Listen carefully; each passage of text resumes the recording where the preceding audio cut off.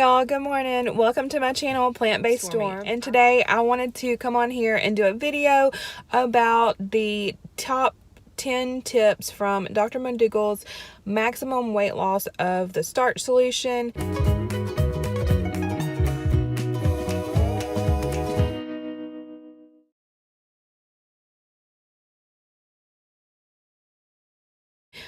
I have been doing the regular starch solution for almost a year now. So November 17th, 2020 will be my 1-year anniversary since transition. Well, I actually went cold turkey into a whole food plant-based diet. November 16th, I was eating your standard American diet, and on the 17th, I was 100% whole food plant-based, and I have remained that way up to this point and plan to do so until my 1-year anniversary. And I actually feel so much better that this has just become a lifestyle for me that I will be maintaining for the long haul. So I am still losing weight, and this is one thing that I like to share on this channel is my journey with you, and to be transparent and truthful and honest with what I'm doing, how I'm doing it. So that's exactly what I'm going to talk about today. I have come to the decision that I need to tighten the reins a little bit more.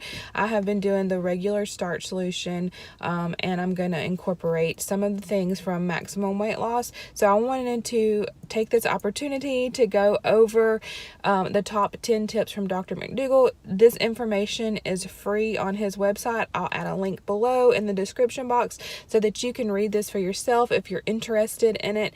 If this is your first time hearing about the starch solution, basically it is a lifestyle that is built around using starches for your main source of calories and energy, and you usually build your plate like a 50-50 style plate where it's 50% starches and 50% non-starchy vegetables.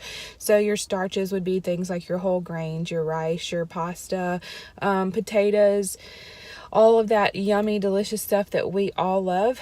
And then the other side is going to be your non-starchy vegetables, like your green, red, yellow vegetables, things like cabbage, spinach, lettuce of all kinds, and your Brussels sprouts, broccoli, peppers like bell peppers, and you're going to do like mushrooms and just any kind of vegetable that does not have the bulk of its calories from starch. And that is just the regular starch solution. And you can have like whole grain breads as long as they are like they don't have all of the non-compliant stuff in it. And his program is totally free for anyone to try on his website, and I'll add his website below.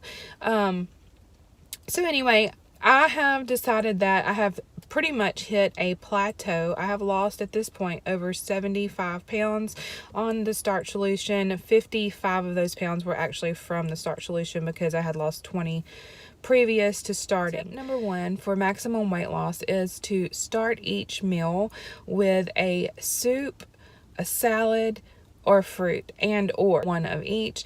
But anyway, the point in doing that is so that you can fill up on calorie poor food that is full of nutrients. So like if you have like a vegetable soup that doesn't have any fat or oil in it, but is full of like, I don't know, say like zucchini and squash and tomato base, it's full of a lot of different fiber and nutrients, but very low in calories. So it sort of fills your stomach up before you actually sit down to eat the more calorie dense foods like the starches. And the reason that this works, they say, is because we have stretch receptors in our stomachs, and that we all generally eat the same amount of food. About 3 to 5 pounds is average for any person. So if you eat say 3 pounds of food per day and you're just eating the starchy stuff, then you're going to get way more calories in your diet than you're eating 2 or 1.5 pounds of your food coming from the non-starchy, low calorie density stuff. So it's really just a way to dilute your calories without feeling like you're not getting the same amount of food. You're getting the same amount of food on just a whole lot less calories. So the next tip, number 2, is a 50-50 plate, which I explained earlier, and it is just the simple fact of filling your plate visually with 50% starches and 50% non-starchy vegetables, and that's as simple as it is. Every time that you fix your plate, it's recommended that you fill it that way. So if you can go back and get as many plates as you would like, but whenever you fill it up, do the 50-50 plate, and it's a really easy visual way to know that you're eating in compliance with the maximum weight loss. So that's one really easy tip. Tip number 3 is to greatly reduce or eliminate salts and sugars, and the reason why is that it makes the food taste so much better that it makes you eat more. So I have not completely eliminated salt, but I usually don't cook with salt. We can't cook with salt because my husband's on a low sodium diet anyway. So I don't cook with salt, but we do sprinkle a little bit of salt like as a finishing before we eat it, and that does greatly reduce the salt. So that's something that we've already incorporated into our lifestyle. So that's something that's pretty easy to do if you start to cut back on salt and sugar. Number 4 is to eliminate all animal products, something that I have already done in my lifestyle decision because I have been following the regular starch solution, and that is something that goes along with that anyway. If this is something that is a new concept to you and it's something that you're wanting to try and you haven't been whole food plant-based, you could do something as simple as including a meatless Monday into your weekly meals, and you can always expand on that if it feels like it's too hard for you to give that up totally or completely. Or a lot of times, like, you could look up, like, I don't know if you've ever heard of the blue zones. You can look that up. That is about places in the world that have the most centenarians that live there, or people that are over 100, and they have a lot of similarities as far as how they live their life, that it's not just food related, but one thing that they do is use animal products as a condiment. So they may have like a little piece of meat instead of having like the meat as the main big portion of the plate. So if it's something that you're interested in, that may be an option for you to try out as well as you try to tailor your way to a whole food plant-based diet. Number 5 for maximum weight loss is to eliminate nuts, seeds, and avocados. So basically a lot of the higher fat plant foods. So I have been incorporating the higher fat plant foods in my diet up until now.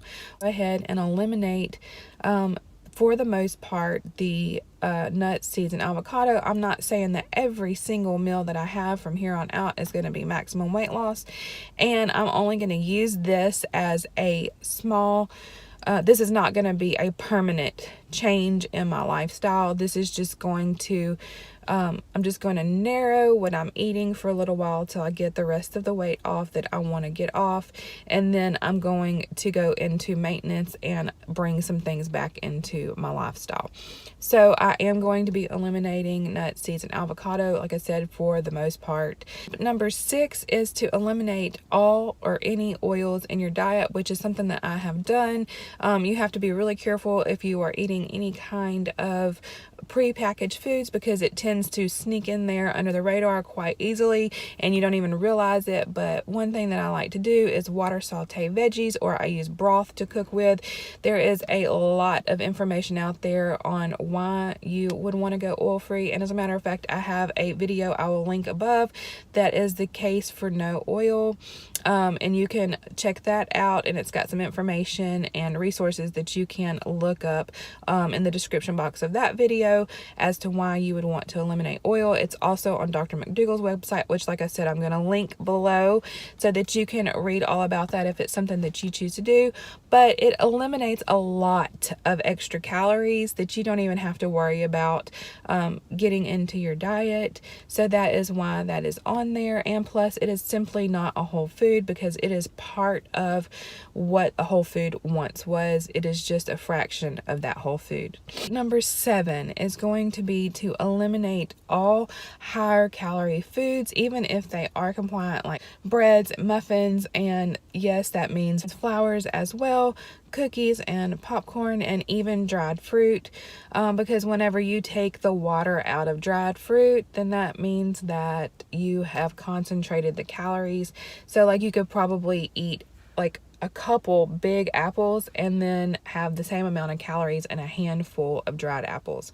So it's a lot harder to eat a couple big apples than it is a handful of dried apples. And I'm going to eliminate those foods for now. Like I said, this is not going to be a permanent lifestyle change. This is just kind of like tightening the reins so that I can finish and get through this weight loss phase. Tip number 8 is not to drink your calories, and this is something that a lot of people may not think about, especially whenever they're switching over to a healthy lifestyle, but it is amazing how fast your calories can add up in a drink. I mean, like he's talking about don't use juices, and that's sort of the same concept that I just talked about with the apples, is that the juice has lost its fiber, and so you're still getting a concentrated amount of calories because you don't have the bulk of the fiber to break up the calories. And you can eat a whole apple and get a lot fuller than you can a small glass of apple juice. And it takes so many apples to make that small glass of apple juice that you're getting a ton of calories in such a small serving. And that just truly doesn't fill you up. So then you're going to end up eating more calories, because it goes back to that 3 to 5 pounds per person. Your stretch receptors are they're not registering that you've had that many calories because it doesn't seem like there's any food in your tummy. Number 9 is going to be to eat when hungry and to stop when comfortably full. And I've heard a lot of people talk about this, and while yes, it is true that you just like go eat whenever you want to, and this is important because the food, if you follow these principles, the foods that you're eating are so low in calories that you need the bulk and extra food in your diet so that you can maintain your caloric needs as well. You actually need to eat when you're hungry whenever you do the maximum weight loss, but that also can mean the opposite. And I don't hear a lot of people talk about that, but don't eat when you're not hungry. So it's just common sense. Like if you're trying to lose weight and your body's just not hungry, and you see, like you wake up in the morning and you're just eating breakfast because that's like the conventional time to eat breakfast, but you're not actually hungry, then don't eat.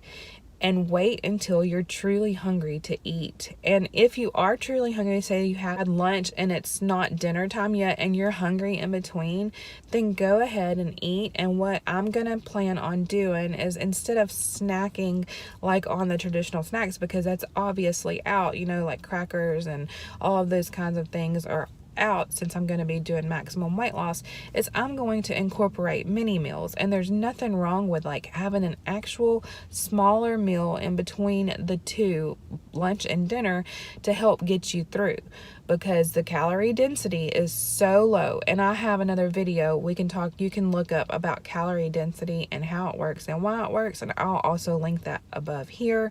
Calorie density is so low, it's not going to matter if you have this mini meal in between. So that is tip number 9, is to eat when you're hungry and stop when you're comfortably full.